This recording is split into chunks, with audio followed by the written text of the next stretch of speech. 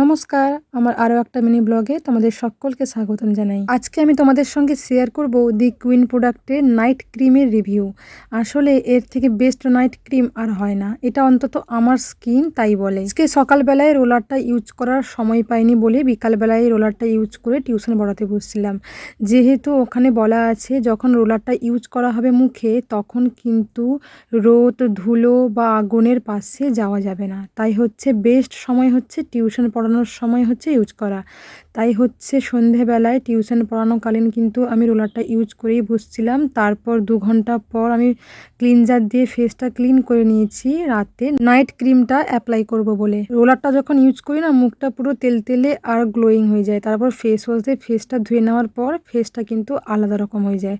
তবে কিন্তু বেস্ট আমার কাছে এই প্রোডাক্টটা কিন্তু একটা আশীর্বাদ বলতে পারো। কেননা যেহেতু আমি অনেক প্রোডাক্ট ইউজ করেছি, একমাত্র এই প্রোডাক্টটাই আমার 5 থেকে 7% হলেও কিন্তু কাজ দিয়েছে। তবে আমি অপেক্ষা করছি 100% পর্যন্ত।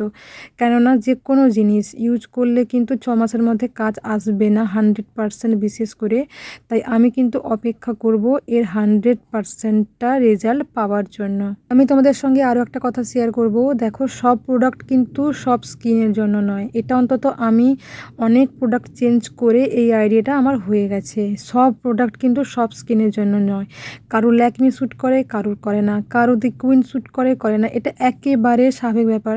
এই প্রোডাক্টটা কিন্তু সব স্কিনে শ্যুট করে না। আবার যার স্কিনে শ্যুট করে সে কিন্তু দারুণ রেজাল্ট পেয়ে যায়। আমি কিন্তু প্রতিদিনই নাইট ক্রিমটা ইউজ করি আর হচ্ছে ভালো করে ফেসটাকে ম্যাসাজ করে নিই। এত রিল্যাক্স ফিল হয় সে বলে বোঝাতে পারবো না। আর অনেকে কিন্তু আইস ইউজ করেন, আমি করি বিশেষ করে। ফেসে কিন্তু আইস ইউজ করলে আরও বেস্ট রেজাল্ট পাবে। তোমরা যদি এই বিষয়ে কোনো ভিডিও চাও অবশ্যই কমেন্টস করে জানিও। আজ তবে এই পর্যন্তই, দেখা হচ্ছে নেক্সট কোনো মিনি ব্লগে। তোমরা ভালো থেকো, সুস্থ থেকো, সাবধানে থেকো, নিজের শরীর মন সব কিছু যত্ন নিও আর সকলকে ভালো রেখো। দেখা হবে, অনেক কথা হবে নেক্সট মিনি ব্লগে। টাটা।